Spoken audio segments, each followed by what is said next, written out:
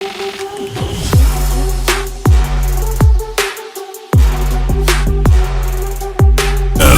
your mama, go tell your papa. Me will love Chanda.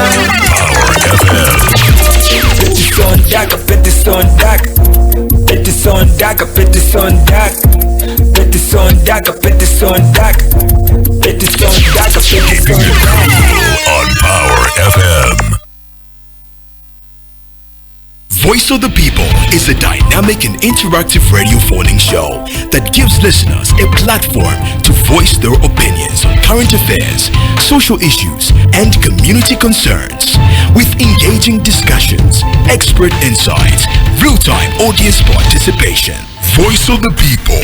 This is Voice of the People on the Power Breakfast on 91.3, and we are currently live. That is via our Facebook page on Power FM Zambia and on Dstv channel 92 on Topstar and Fortrace with my co-host Patrick today on Voice of the People. The Food Reserve Agency (FRA) has increased the purchase price for maize for the 2025 marketing season.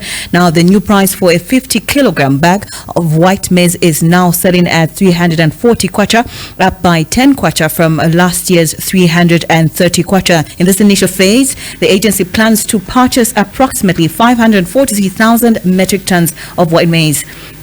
Now, today on Voice of the People, we are joined by economist Mr. Kelvin Chisanga to discuss the FRA's maize price announcement as well as other pressing issues, including recent fuel price reduction, minimum price adjustments, as well as the JCTR Basic Needs Nutrition Basket BNNB report for May 2025. A very good morning to you, Mr. Chisanga. How are you doing? I'm doing very well. I feel power here. Awesome stuff. Let's get right into it. What is your assessment of the maize price situation? Okay, so the beginning point is that we have done a very good substantial impact in terms of production, where we have a good output, which is actually talking of 3.6 million metric tons. I would say congratulations to the Zambians who have actually participated into this, and it's a good move for us, considering that we are coming from a very dramatic drought situation. Drought situation, yes, and also quite a very tense situation regarding the food insecurity aspect. Did you focus this as an economist or a social observer? Well, there were some considerations to see this coming, but not to the extent that we have seen. Obviously, we are talking of those times we were talking of something like 3 million metric tons, but a surplus of 600. It's something that is actually well positioned for Zambia to actually even foster a very good moderation in terms of growth. Yeah, and also it speaks of where we are coming from, because obviously we don't have so much of the reserves, so that is something that we can now moderate from that perspective as well. Yes. Going back just maybe on the floor price of maize, a couple of years back there was an outcry to say, one, the price has been increased, and then two, obviously the price of milling meal went up, but the rationale then was that, look, if we can increase production, the price will ultimately go down. That is the price of milling meal. What do you say to the pundits that were against the increment of the full price of maize? Okay, maybe just to give you a context, I think the actual cost factors around maize is quite higher compared to the price that has been pegged. And obviously, most of the people, including the Bank of Zambia, we are estimating to have a price floor of about 380, which should have been reflective of the import cost. But looking at what it is right now, it's more of a psychological price compared to the effect or cost-benefit factors of production. So it has raised a lot of questions. Of course, it is also something that is concerning, looking at how we can now foster the future investment in this sector. Yes. And the other question is the increase formidable, the 10 kwacha increase from 340 to 300 and from 330 rather to 340. Is it that much, a 10 kwacha? Well, the 3% increment from last year's purchase, and expect that drawn the background of dramatic events that happened last year, where we had less food supplies, and also which were also complemented with a low economic profile. This cannot be justifiable, especially looking at how, if you want to trigger the appetite and interest in the sector. We needed to have electricity landed the cost at 370 or 375, or even much higher compared to what we are seeing today. Because, as I mentioned, this now comes out to be a reflective element of psychological price, as opposed to reflecting the cost input that should have been factored from there. But another reflection that can be factored is the fact that we are producing a substantial amount of our own fertilizer. Maybe going locally. Maybe going forward, yes, this could be a spillover effect that could come as we get to the massive production of fertilizer or chemicals in the sector. Mm-hmm. And again, also it's not just the aspect of isolating fertilizer. There are also other complex factors that can also play into this.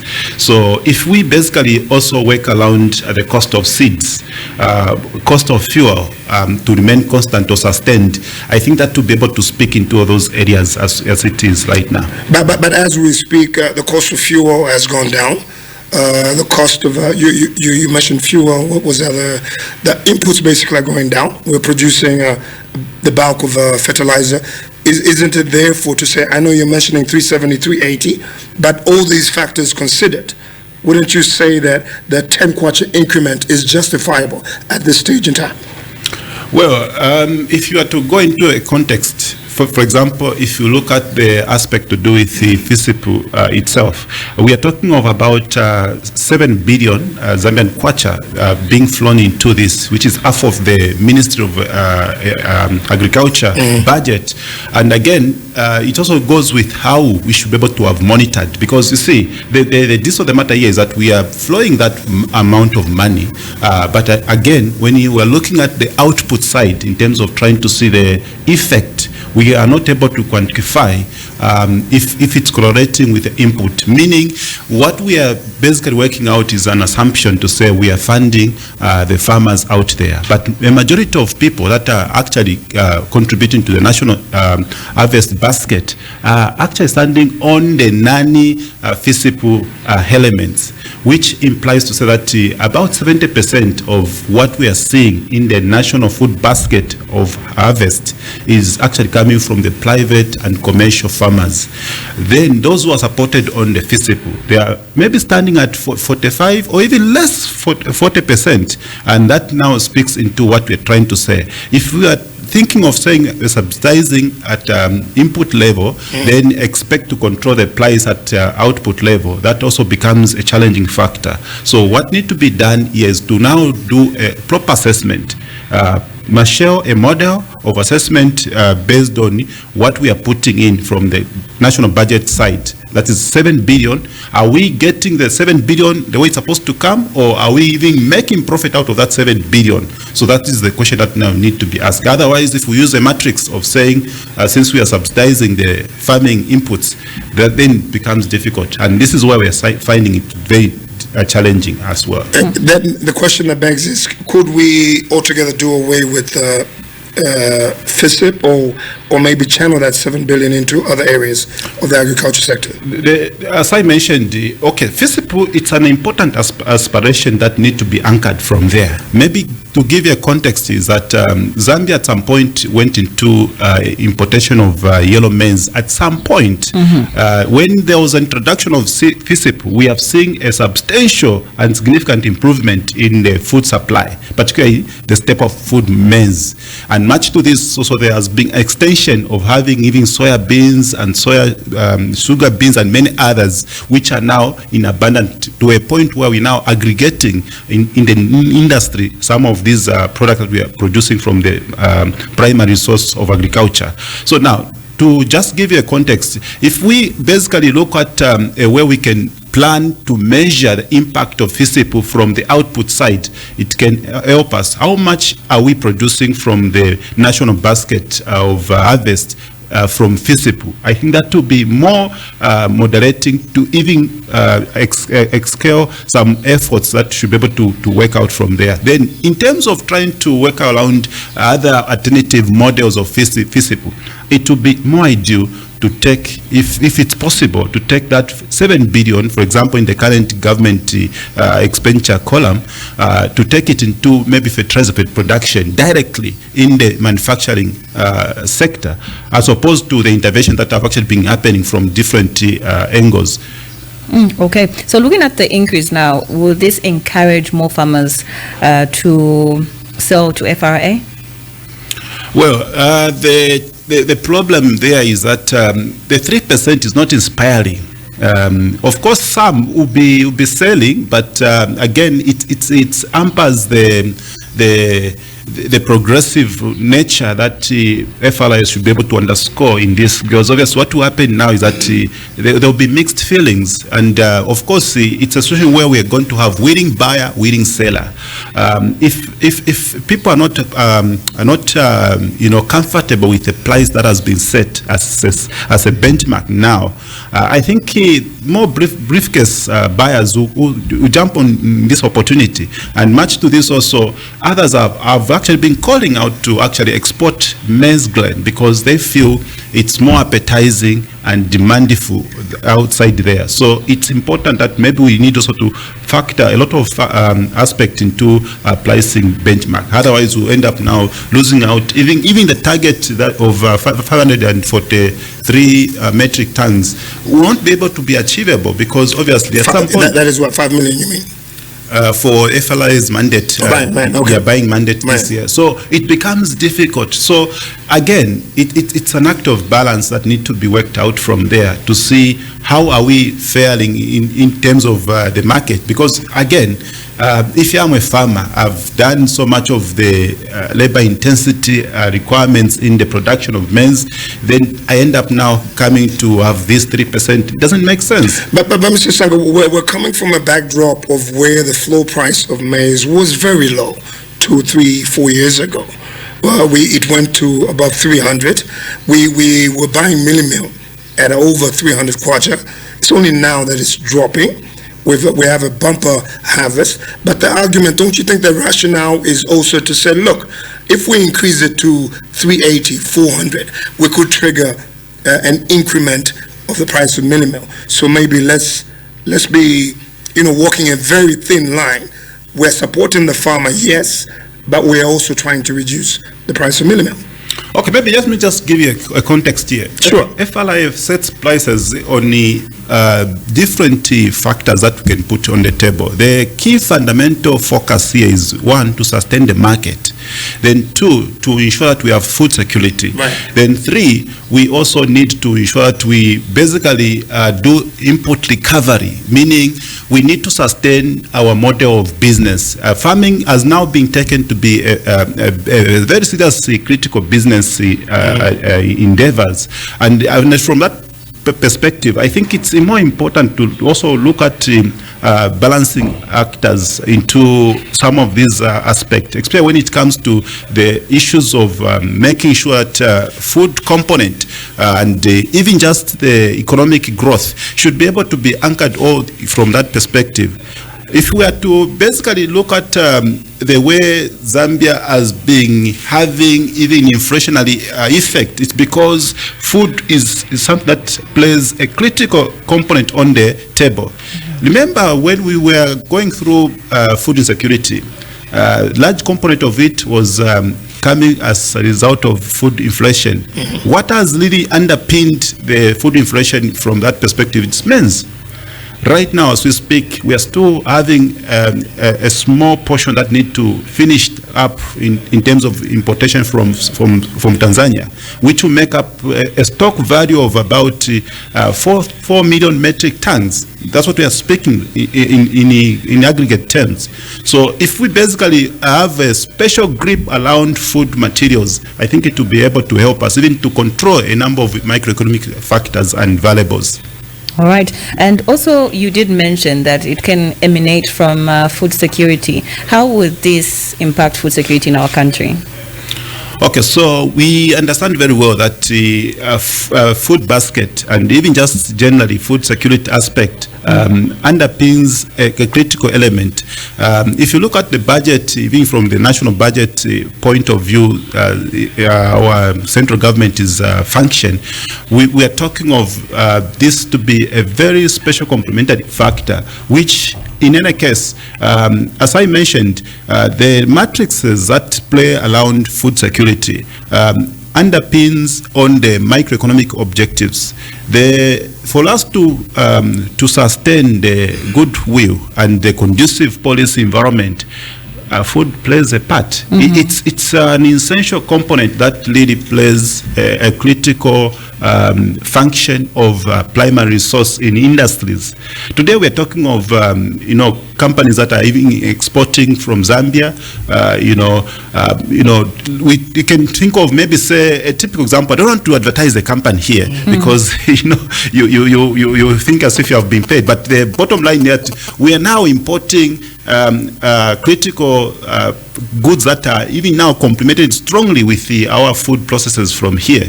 Meaning what we see is a situation where once we have these robust efforts around food contentment measures, then we'll be able to control a number of key factors, even when it comes to the forex market. We talk of maybe even of course, the inflation has been a key factor because it really plays out into the health of the economy. And many others. I can assure you to say without food, none of us will even be here talking because food is like fuel to a human being. This is Voice of the People on Power FM 91.3, also live on Dstv, channel 92 on Topstar. Our guest this morning is economist Kelvin Chisanga. Let's switch gears, sir, if we may. Let's talk about the decrease in the pump price of fuel. Well, what's your take on that?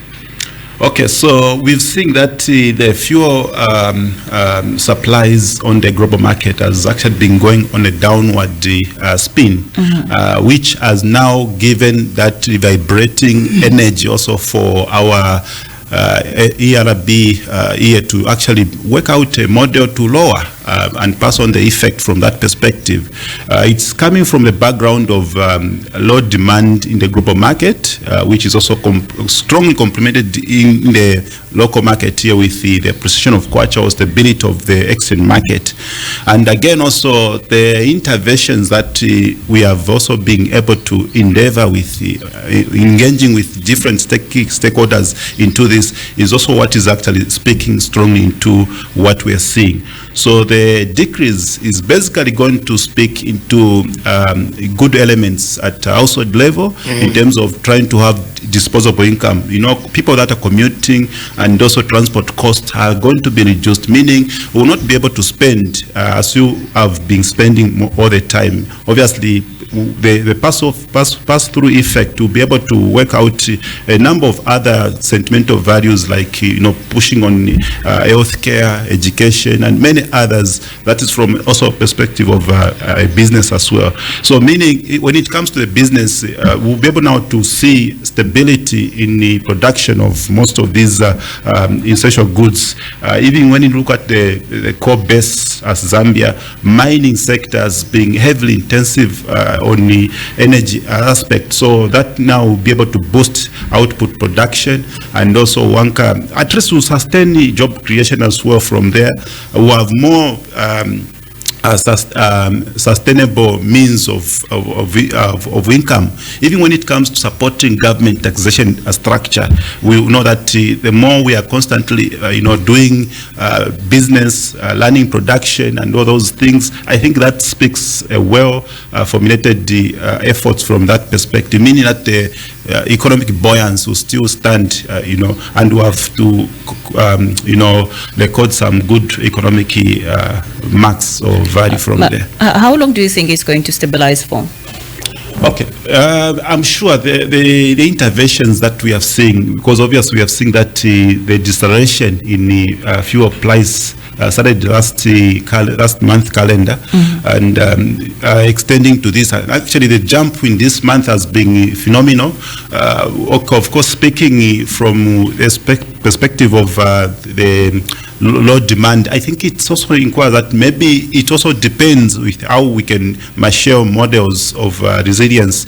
What we need to do in terms of what's happening, of course, maybe just to jump your question, is to look at how can we come up with stabilization and recovery process in terms of maybe creating a fund that should be able to sustain there.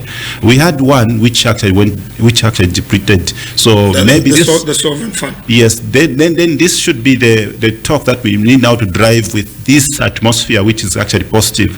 Then again, the aspect that we need to do is to also look at forward contracts that need to be anchored from there. Maybe the issue also is that if government can accelerate steps with regard to debt restructuring process, it can give us a substantial standing to actually even negotiate with the other governments or other suppliers in the market, so that government can stand to be a guarantor in some of these deals, if it's possible that this can work out like that. The question that's also lingering around this situation is, do you think the open bidding of the Tazama pipeline has also contributed to the price drop? Yeah, so as I mentioned, the interventions in policy reforms and also the wide engagement of key stakeholders, of course, even the expansion of energy policy options is what is actually augmenting to the positive feeling that we are seeing in the commodity. And this is the reason why maybe some of these are now bearing effect as well. I'm sure with the continuous interventions that we should be able to see, we'll be able to anchor and stabilize the commodity. If they stabilize, let's say we have the prices that people are vying for right now, will it reflect an increase on the nominal GDP, if we can put it in context? Yeah, so fuel plays a critical component. It is a basic factor that lands in all sectors of the economy. You see, coming here, I had to use fuel, though of course it also depends with the kind of intervention that we are working out with in terms of fuel. For a good starter, if we can sustain the price of diesel, because diesel is what drives this economy. We import a lot of diesel to land the gensets and many other aspects. If it's petrol, it's just a small portion which actually goes with the motor vehicles and all that. But what drives this economy is diesel. If we can anchor that, I think it will speak very well. And not only that, also the aspect to do with the fuel, I think it brings a number of different complementing factors on the table. In the Zambian case, for us to see a sustained economic growth, we need to first of all have strong grip on one, fuel, two, on forex market, then three, we make sure that inflation does not go out of the roof. If we can anchor some of these key fundamental factors, I think the focus should be able to give us a very well-informed output from there. Meaning what we can actually see is that I think these are the key elements that can even help us now to change even the narrative on the GDP profile. So if fuel can be anchored even just for 5 months or even 4 months minimum, I think the GDP level will be able to be positively. Do you think we'll be faring well with investor confidence? We'll have more investors? Yes, because you see, the component of fuel is one of the best elements that plays a critical element from there, because it's from the fuel that we'll be able to, one, lower the cost of consumptive items. When you produce an item like, for example, mini meal, you turn it from maize blend into mini meal. Obviously, when you're running a genset, for example, in the midst of this power deficit that we experience with electricity, obviously you pass through the effect, and once you do that, you have more demands. You create that demand from the perspective of the consumption, and as you do more volumes in terms of trade, in terms of sales, you create that confidence as well, and that now plays very well with the government expectation of making sure that people are also obliged with tax payment.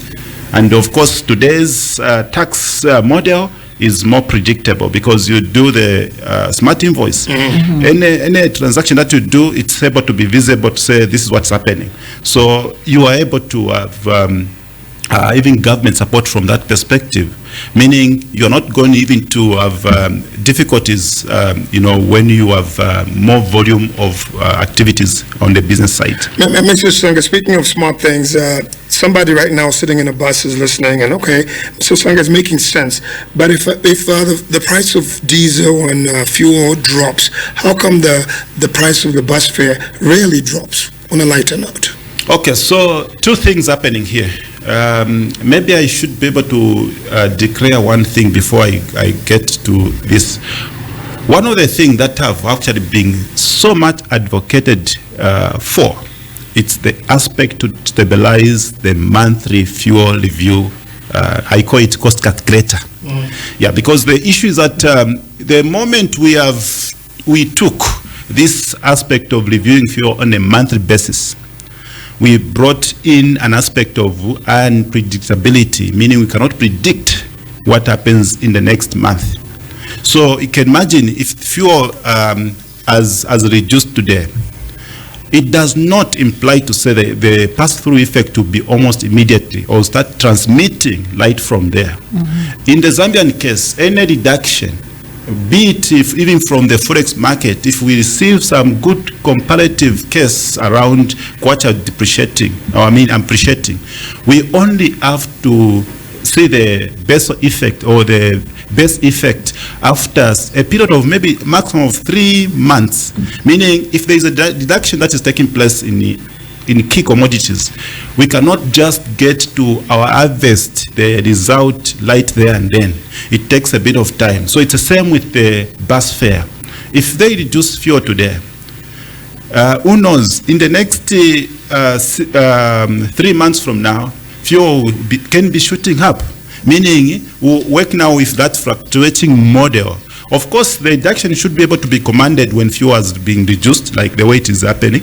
But that is also a process which is a consultative process as well with key stakeholders. I remember there must be LATSA and a few others, including the bus owners, to sit down and see where are we sitting as well. So the monthly fuel reviews also has a difficult situation as well with many key services and the commodities. Meaning, even when it has come to be like this, sometimes some of these key sectors, they also form some relatively difficult situation as well, in a way that we basically see a situation where they have to agree the price range because they don't want to be affected. So there is that agreement that need to be done. So even in the case of bus fare, it's not something that can just jump from nowhere to drop. No, it has to be a moderate way. Maybe I can even reduce a small amount, like 1 kwacha, 2 kwacha. Yeah, so that's what can happen because we are not certain what will happen in the next calendar month. Go ahead. Does that also apply to the goods that are being imported in the country? Some might want to argue, those that are entrepreneurs, that you see the way the prices might change in a way. They order goods at a different price, and that is outside the country, might be Tanzania and Dubai, and then they are selling them at a different price. So when everything decreases, it affects their business. At the end, they won't make returns. So how can that work? So I get your point. The context here is that when you buy something, for example, I'm just going to give you a dearest example in this case. A dollar is selling at 29 kwacha, 1 unit of dollar.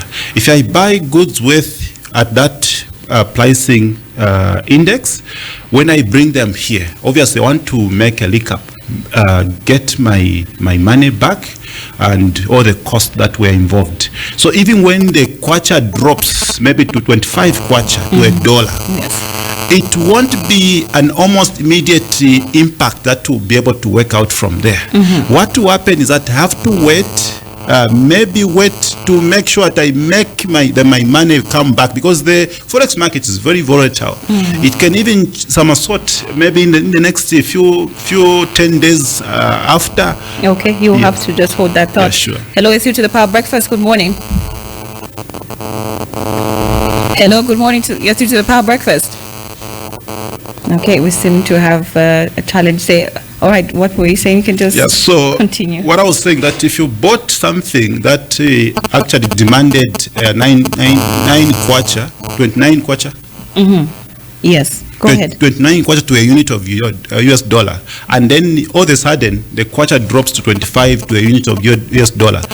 You cannot, from the business perspective, you cannot change automatically to start fitting into that. You have to wait a bit, because again, the forex market changes. It changes like wind. It can be like what we are calling climate change. Yes. You know. So what I'm trying to say here is that it's important also to look at the matrix that works in the Zambian economy. What really plays out here is that once you have reduction either in fuel or in forex market or in whatever form of positive development that could have actually been happening there, it takes a base effect also in place, meaning what will happen is that it will take a bit of time for us to have a reflective reduction. Okay, all right. This is a Power Breakfast. You can be part of the conversation by also going through to our social media platform on Power FM Zambia Facebook page. You can leave your comment as well. We are joined in the studio by Mr. Kelvin Chisanga, who is an economist, to discuss the FRA's maize prices. Hello, it's you to the Power Breakfast. Good morning. Yes, good morning. Good morning. How are you doing? Tiribwina nice. Tell us your name and where you're calling us from, please. Okay, go ahead with the contribution. Yeah,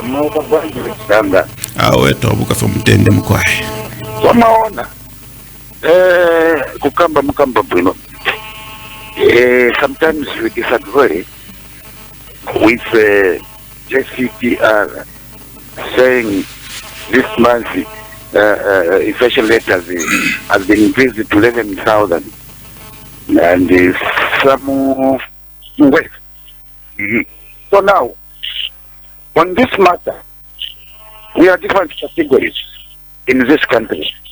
Yeah, the not four, and who have 11,000 per month. You know why we are saying some of us, we are laymen, we are not economists like you, but this time we see things have been reduced. Even look at minimum, we have been reduced.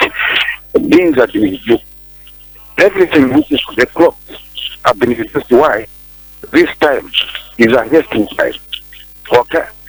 When time of harvesting, who's going to buy minimum? Areas and animal surrender and that's why I want to be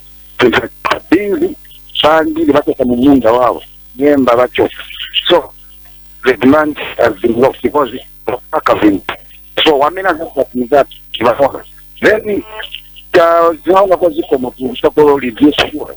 also that transport now then the last three.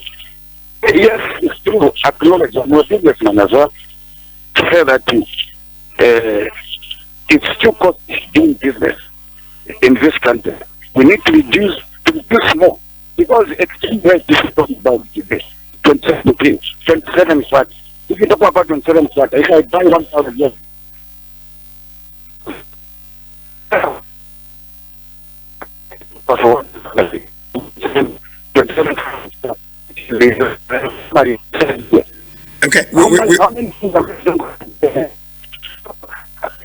Okay, we seem to be having a bad connection there, but I think you got the gist of the question. He's referring to the Jesuit Center for Theological Reflection (JCTR) report, which says that the nutritional basket, monthly nutritional basket, is currently at 11,272 kwacha. What your thoughts on that? Okay, so the issue here is that I think it also goes with the regional calculation, if I can put it in that way loosely. Sometimes I tend to also disagree with the Justice Iala on the food basket on their review, because sometimes you only find that they are mirroring maybe places like Lusaka, but what about maybe Mansa, Chipata, Shangombo. Are you saying that the report is not comprehensive enough? For me, I think that is what I should be able to say, but I feel they give us a reflective feeling of what is really taking place there. Maybe we need to have more tangible material in terms of what really plays out with their assessment. Of course, yes, they give us a shape for us to look at and also to create something that can be compelling action in terms of what really happens there. And it gives a groom situation to build something fundamentally very well from there, especially when you are looking at tackling most of the pressing commodities. For example, they can mention to say, because of winter, we are having charcoal prices going upward or something like that. So you have got a pointing benchmark.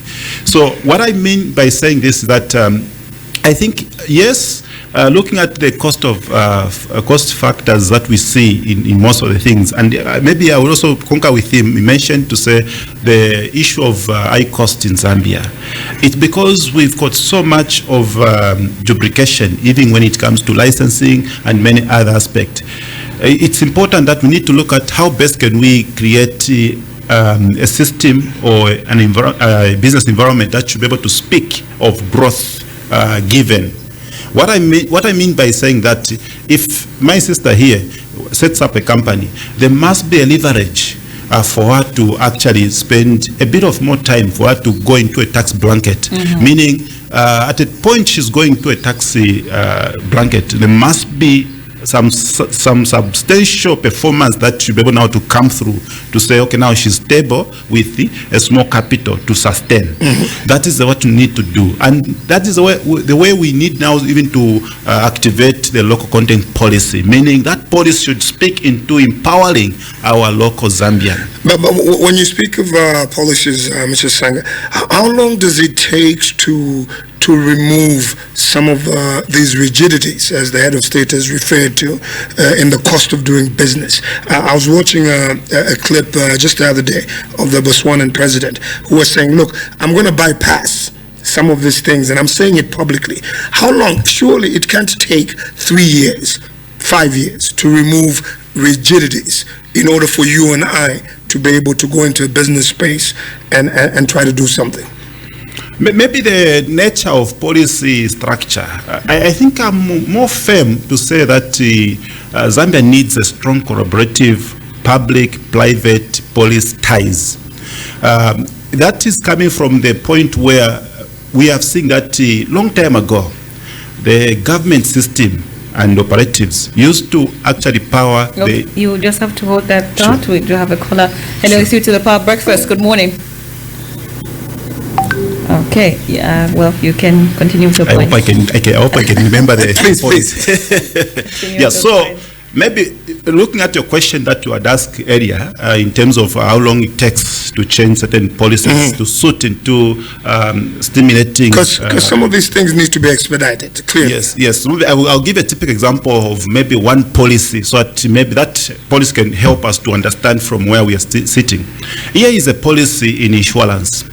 Speaking of local empowerment, meaning we do not need to have so much of the foreigners interplaying to the insurance sector. And there are a lot of other things that need to be put in place there.